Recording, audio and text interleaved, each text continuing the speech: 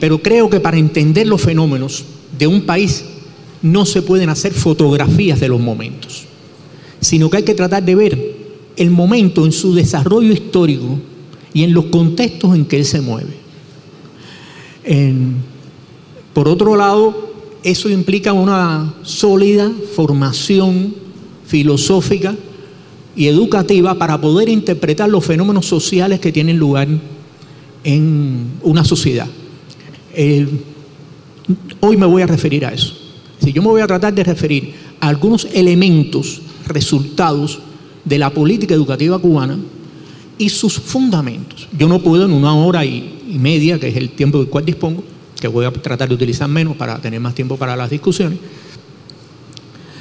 no puedo referir todo el proceso educativo cubano, pero voy a tratar de explicar algunas bases. Las bases hay que buscarlas desde la liberación de Cuba en 1900.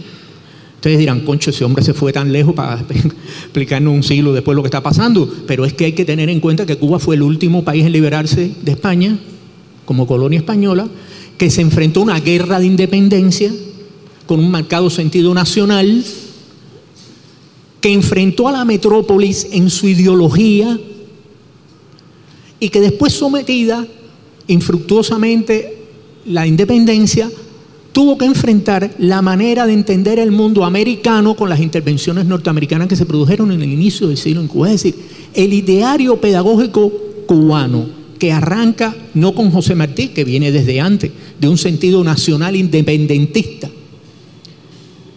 tiene en Martí un paradigma, y ese paradigma penetró la escuela cubana a lo largo de los años, de manera que cuando Fidel Castro y un grupo de jóvenes asaltaron el cuartel Moncada, enfrentándose a un golpe de Estado sangriento que tronchó las elecciones parlamentarias presidenciales que iban a tener lugar en 1952, el ideario educativo que Fidel esboza en ese alegato de defensa de su acto redentor tiene un contenido educativo claro, que estaba expresado en que en ese momento en Cuba había un 45% de analfabetismo, más de 10.000 maestros sin trabajo, una escuela técnica muy poco desarrollada, en fin, hay un ideario político.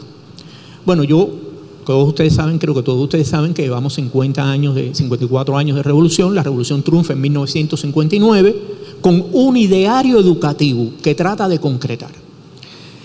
Y ahí es donde vamos a ponernos de acuerdo. En estos días hemos estado hablando mucho de políticas educativas públicas. Y la primera pregunta que yo me hago es que si estamos todos claros de qué significan las políticas educativas o qué son las políticas educativas y cómo las vamos a entender. Hay que ponernos de acuerdo en qué conceptos vamos a tener, como se dijo ayer, de una manera, nadie pretenda escuchar mi concepto porque yo no lo voy a decir. Yo voy a decir algunos rasgos de ese concepto. Pero sí me parece bueno discutir un poquito, porque miren, cuando se habla de la política en Cuba, cuando una cosa pasa mal en una escuela, es que la política educativa tiene problemas. Cuando en vez de poner una canción como La Bayamesa, lo que ponen en un acto de fin de curso es un reggaetón, y las muchachitas y los muchachitos y los movimientos pélvicos y todo eso, es que la política tiene problemas. Cuando un director no deja entrar a un niño porque vino sucio, es porque la política educativa tiene problemas. Yo leí en Aporrea el otro día el caso de un camarada que aquí llamaba la atención como en el acto que estuvo él, que era una escuela privada, no se puso una canción venezolana. Ayer todos nosotros nos emocionamos con el esplendoroso acto cultural que tuvimos, ¿verdad? Ahí hay un reflejo de la política educativa. Cuando una cosa en una zona educativa tiene dificultades, es siempre la política educativa lo que está mal. Aquí se leyó la Constitución de 1998, previa, y después la del 99. Allá había un grupo de intenciones y finalidades educativas y políticas educativas trazadas. Esa era la política educativa en acción en el país. Entonces, esas son algunas de las preguntas que tenemos que, como comparativistas, al tratar de evaluar la situación concreta en un país y diferenciar las más grandes políticas de las políticas cotidianas. Por eso yo me he encontrado en los trabajos que he realizado para poder presentar algunas cosas hoy en mi país, las pocas responsabilidades que tengo, que hay diferentes maneras de entender las políticas y que tienen diferentes niveles de acción las políticas. Eso es muy importante, por lo menos es una reflexión que yo desde la posición que sostengo de comparación quisiera tratar de que nos enfrentáramos. José Martí decía que los sistemas no se pueden evaluar en los aspectos donde se dirigen, sino en el aspecto concreto donde se produce el acto educativo, parafraseando José Martí, aunque casi es exactamente así. Entonces, una de las cosas que quisiera, por lo tanto, decir es que para evaluar la política educativa, a mí me gustaría precisar que la política educativa yo la puedo entender como determinados modos de proceder que tienen que ver con los medios y los caminos a seguir para alcanzar un determinado fin. Fíjense que no estoy hablando de los fines, porque la política, ¿qué cosa es en definitiva? La política es la acción, es el trazado concreto. En el caso particular de Cuba, y eso quisiera aclararlo y dejarlo bien claro, en el caso particular de Cuba, detrás del concepto de política educativa está la idea de un consenso de nación, de un desarrollo educativo, de un trazado y unas metas de consenso nacional. A ver, ustedes que van a estudiar los fenómenos en América Latina, yo creo que ya nadie en el mundo niega hoy que los problemas de política educativa no son problemas de gobierno. Es decir, desde que se produjo la primera reunión de países de Iberoamérica, los ministros de educación se pronunciaron como expresión de sus pueblos de que no bastaba con tener una política gubernamental, sino que la política, para que tuviera éxito en un país, tenía que ser un consenso no de gobierno, ssino de nación. Los mexicanos descubrieron eso recientemente. Los colombianos en el salto hacia los 100 años en adelante, con Gabriel García Márquez adelante, trazaron un proyecto de nación. Los chilenos se han propuesto un proyecto de nación. Es decir, que no depende del cambio de gobierno, el trazado de la política educativa. ¿De qué política educativa estamos hablando?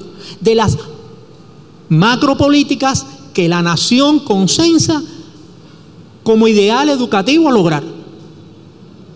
Eso difiere mucho a veces de lo que pasa durante el gobierno y difiere mucho de lo que pasa en el nivel ministerial, donde esas macropolíticas no tienen el mismo nivel. Entonces yo les voy a exponer, ese es uno de los aspectos de la política. El otro aspecto que quisiera señalar es que en definitiva la política expresa lo que se pretende lograr con el sistema educativo. Y ahí vuelvo a subirme a la macropolítica educativa. ¿Qué yo pretendo lograr? Eso es un trazado de largo plazo. Ahí están los fines. Los fines pretendidos convertir en mecanismos de acción, como modelos ideales que aspiramos a concentrar. Hay quien entiende la política y hay que entender también la política como disposiciones para que el sistema de actividades y relaciones opere apropiadamente. Es decir, de nada vale decir que hay que lograr la inclusión o una eficiencia alta de la escuela si después no trazamos mecanismos y disposiciones apropiadas que garanticen ese sistema. Por eso hay muchas políticas educativas en América Latina que no tienen éxito, porque los sistemas gubernamentales no instrumentan políticas particulares para su cumplimiento. Por eso el proyecto de nación que el presidente Chávez nos propone, primero con el que empezó, y ahora el que nos propone es un trazado de política. Por eso la sociedad cubana tiene un trazado de política desde el año 1975, en lo que se denomina la tesis sobre política educacional del primer congreso del partido, que trazó el camino del sistema educativo. Eso no quiere decir que sea invariable, que no sea modificable, pero es un camino. Además es una diferencia al ustedes evaluar el fenómeno cubano, como van a ver, del fenómeno venezolano. Nosotros no tenemos una ley básica de educación, por ejemplo, una ley orgánica de educación. Sin embargo, ustedes van a ver cómo se concreta la política, porque hay un trazado consensado de nación. La estructura del sistema nuestro sí está normada con la Constitución de 1976, se estableció las bases para la educación en Cuba, la educación socialista en Cuba, legalmente, y se ratificaron en 1992. Y por último, la política educativa es, en esencia, expresión de la filosofía de la educación. A ver, En esta filosofía de educación estoy hablando de cuál es el papel de la educación en la sociedad y cuál es el papel del Estado en la sociedad. En nuestro país nosotros tenemos una concepción de eso, yo lo voy a decir después, pero creo que es importante tener, para la hora de estudiar el comparativismo y las políticas en un país, saber de qué estamos hablando con el Estado. Ayer tuvimos una intervención al respecto, que nos alertó y nos embulló sobre este asunto. Yo creo que nadie puede hablar del Estado revolucionario sin haber leído a Vladimir Ilich Lenin y el Estado y la Revolución. Para mí eso es un clásico.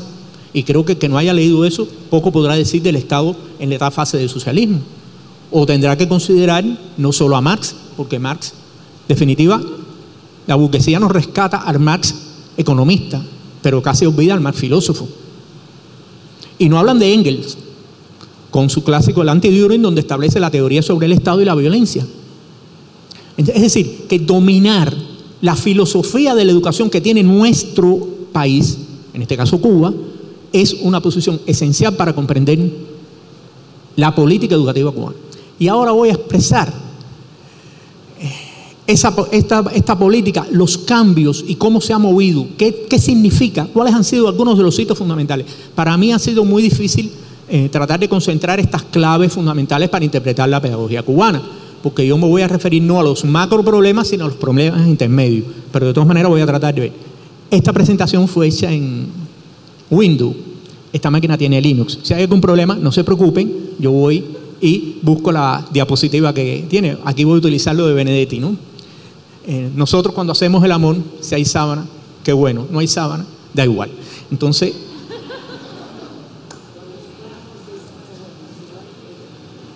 a ver, eso fue lo que les dije. Cambio de lugar, no se preocupen. Yo les voy a poner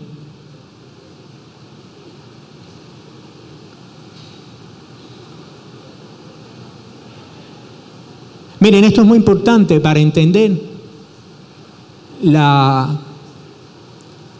Vamos a ver si sale bien. Si no, tengo que ir hasta allí de nuevo. Bien, perfecto. ¿Cuál es la expresión de la política educativa cubana? Eso que ustedes tienen ahí es la variación porcentual de la estructura de matrícula en Cuba. Y ahí tengo el año 58, 59 y aquí tengo el 99, 2000. A ver, ¿qué les quiero llamar la atención? Esa estructura que aparece en el 58, 59 significa que lo azulito es la primaria, lo rojo es la media y lo amarillito es la educación superior. Esa es la estructura típica de un país subdesarrollado. La parte de la población que estudiaba era mayoritariamente ¿de quién? De primaria, mínima de media, ínfima la educación superior. ¿Qué es lo que hace la política educativa cubana? La política educativa cubana modifica la estructura educacional hacia una estructura similar a la de un país en desarrollo. Póngale cabeza a eso. Fíjense que en el año 70-71, y lo voy a tocar ahí porque ese es un aspecto importante, se produjo ya una primera modificación. Disminuyó ligeramente la educación primaria y aumentó la media. Y así se ha ido manteniendo hasta que en el año 96-97 se logra una estructura muy similar que se mantiene y es similar a la del sistema de un país desarrollado. Una proporción de la matrícula está en primaria, una proporción está en secundaria y la otra está en el nivel terciario. Eso no significa, esa estructura la tienen algunos países. Lo que pasa, algunos países latinoamericanos. ¿Qué es lo que pasa?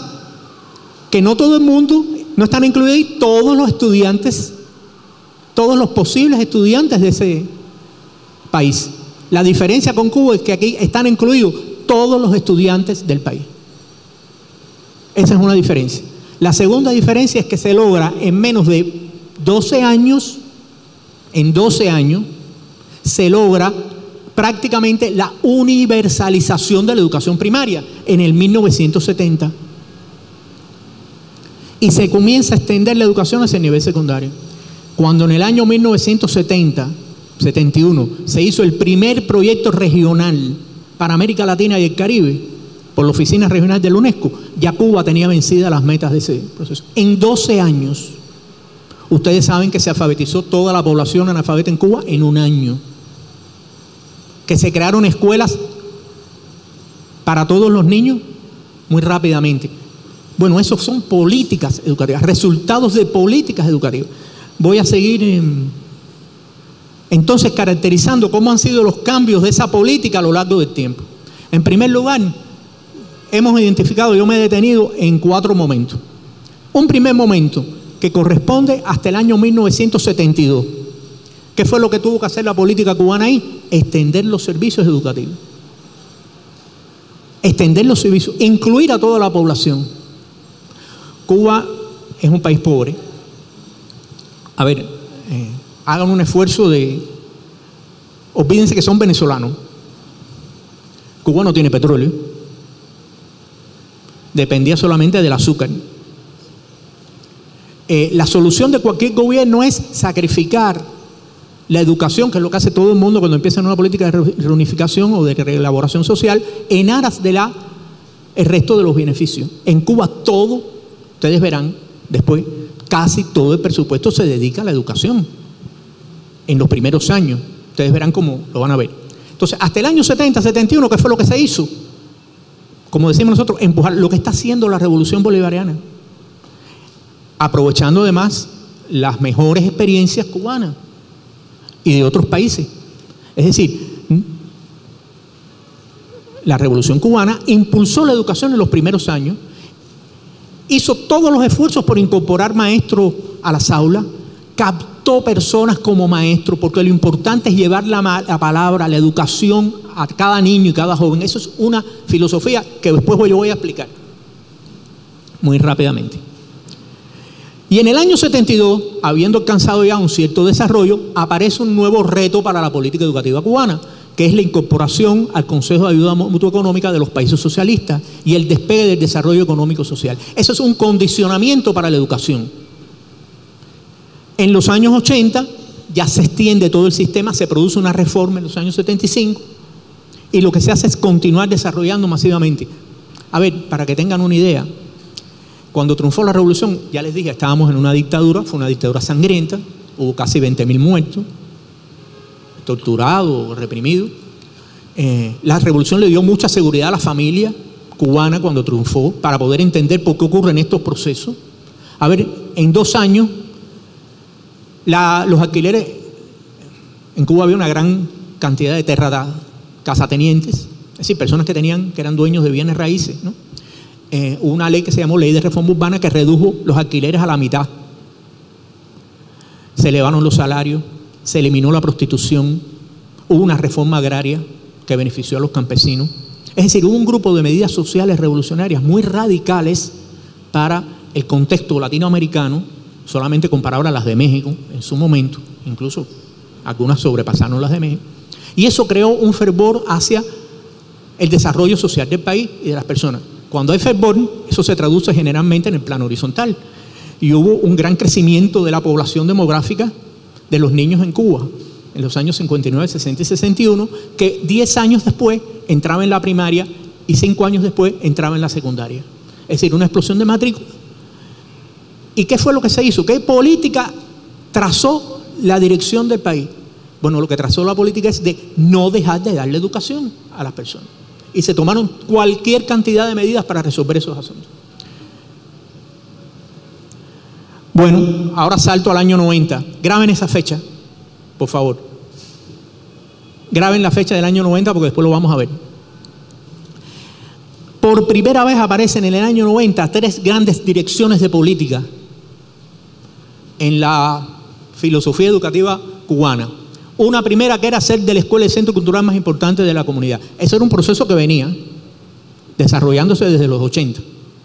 Pero por primera vez se marca al inicio de los 90 esto como una, y les vuelvo a decir, piensen en los 90, después les voy a decir por qué. Una segunda línea de política que era perfeccionar la labor de las estructuras de dirección con los centros y la idoneidad de los cuadros y profesores, que implicó un conjunto de determinaciones sociales y prácticas. Ahí yo he puesto algunas de ellas. Se introduce un proceso que se denominó optimización del proceso docente educativo. Se mantiene una filosofía de atención al maestro con lo que aquí a ustedes le llaman adaptando este método que se utilizó aquí, acompañamiento metodológico. Allá nosotros le denominamos entrenamiento metodológico conjunto, que era una forma de trabajo con el maestro que tiene una tradición en la escuela cubana. Y así, y pasa a un primer plano de la vida nacional pedagógica, la actividad científica en la solución de los problemas locales. Es decir, una vez acumulado un potencial científico relativamente alto para el país en esa época, hoy lo consideraríamos bajo, pero relativamente alto para el país en esa época, aparece esta como una línea de política. Bueno, eso es los 90. Y por último, aparece otra línea de política, la tercera, que es el trabajo integrado de los institutos superiores pedagógicos y las direcciones provinciales de educación.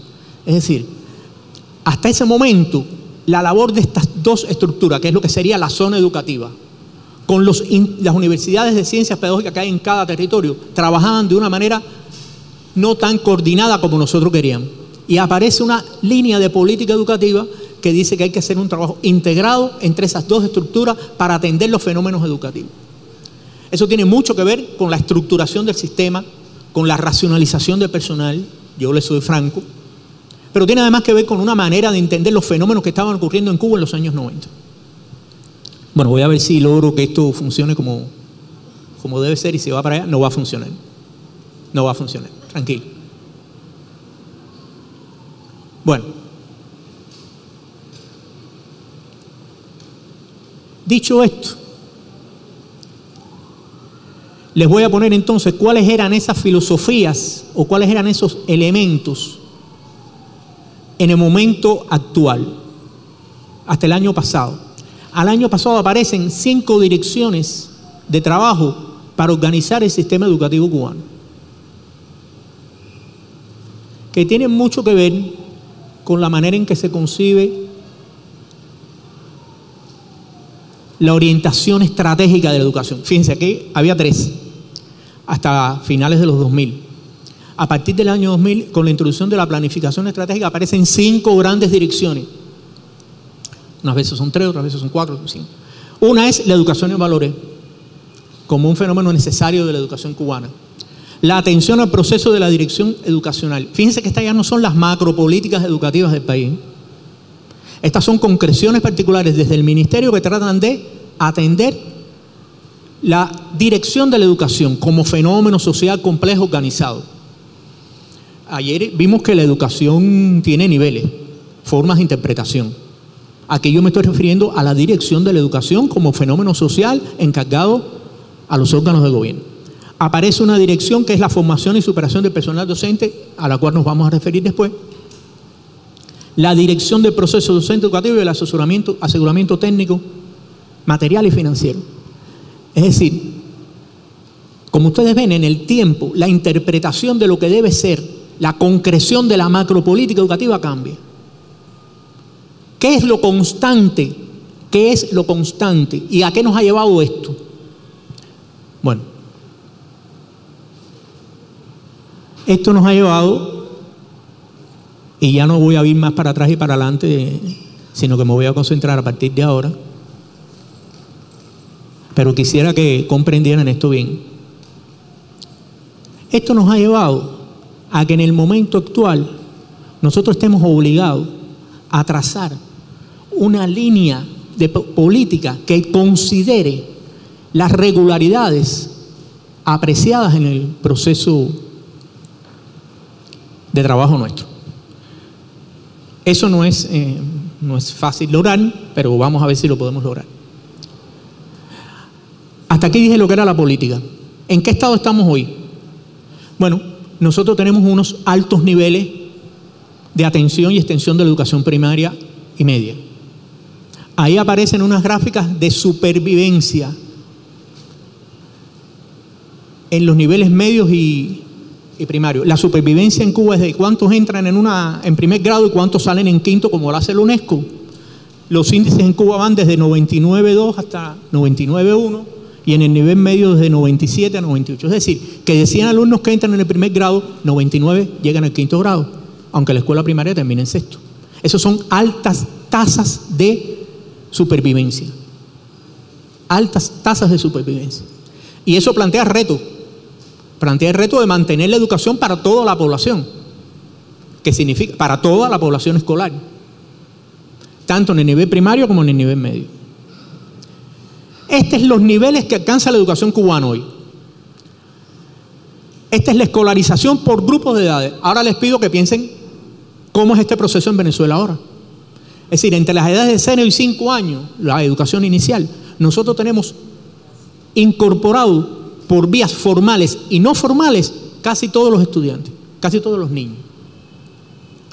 Y en la primaria de 6 a 11 años, 99,4%. De 12 a 14, 90,8%. De 15 a 17, el 87%. Es decir, son niveles muy altos. Y eso no es casual.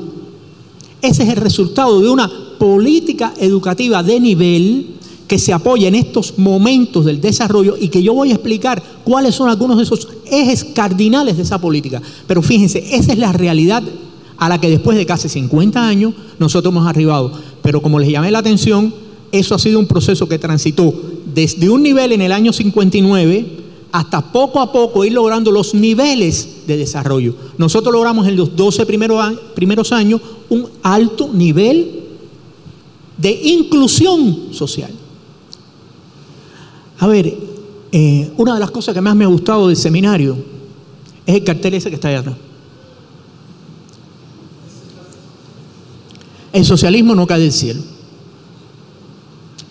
Y yo no estoy hablando de un socialismo de buró, ni estoy hablando de un socialismo de libro, porque hay quien hace un socialismo de libro bonito, muy bonito. Es como cuando usted se quiere montar, usted le pregunta a una persona ¿qué es el metro? Usted le dice, chico, el metro es una cosita, es como un carro, muchos carritos juntos que te trasladan de un lugar a otro. Tú llegas, te sientas, entras muy cómodo, no tienes problema y te llevas muy rápido a tu casa. Hay que ver a ese muchacho a las 6:30 de la mañana en el metro, ese que va de Parque Central a la Popatria, para que sepa lo que es metro. ¿Verdad? Pero bueno, es verdad. Es decir, el socialismo no nos lo dan. La cerveza fría, compañeros, se la toma cualquiera. Desde un buró o desde los manteles muy fríos donde se hace el socialismo en algunos lugares, eso hace muy fácil el socialismo. El problema es que el socialismo no es una construcción que nos viene dada, es una construcción que hacemos conscientemente. Y eso cuesta trabajo y no se logra en un día, pero hay que trabajar conscientemente para eso. Por eso, miren cómo fue variando el gasto público de la educación en Cuba desde 1959 hasta el 2000, ahí está el 2007. Bueno, como Juan Carlos decía que hay una pizarra, yo voy a utilizar la pizarra. Miren, 1959, no es cero. No es cero. Vaya, vamos a llegar hasta 1979, que es 100,000 y pico de pesos por habitante. Miren los niveles grandes. ¿Se acuerdan que les dije que pensaran en el año 90, verdad? Que no se les fuera la cifra. Miren el año 90 por acá. Aquí hay, ¿qué pasa? Hay una caída, ¿verdad? Esa caída está justificada por lo que nosotros le llamamos. ¿Qué pasó en el año 90 del siglo pasado en el mundo? Cualquier cosa, ¿verdad? Cualquier cantidad de cosas, ¿verdad? Pero eso para Cuba significó la pérdida del 85% de su comercio. 85% de su comercio. Pasar de 12 millones, de poder comprar 12 millones de toneladas a no poder comprar más de 4 millones de toneladas de petróleo. ¿Ustedes se imaginan que el paro petrolero del 2012 se hubiera extendido 12 años? Ustedes se imaginan lo que eso hubiera significado para Venezuela, ¿verdad? Bueno, multiplíquelo por 10, elévelo a la n potencia, y eso fue el impacto en Cuba. Sin embargo, a pesar del impacto económico tan brutal que significó para nosotros eso se traduce al español. Se traduce al español en que los maestros borraban los cuadernos de trabajo de los niños durante casi 10 años y nosotros no pudimos reproducir un cuaderno de trabajo. No hemos podido todavía cambiar los materiales docentes. Es decir, nosotros estamos trabajando casi con los mismos libros de texto. Aquí hay algunos autores de ellos, por cierto, que nos honran con su presencia. Y eso tiene un impacto en la educación. Bueno, pues en medio de ese impacto, porque ese impacto de la educación tiene que ver con lo que todos los comparativistas dicen que tiene impacto en la educación: el crecimiento demográfico, la alimentación. Entonces, en medio de esa crisis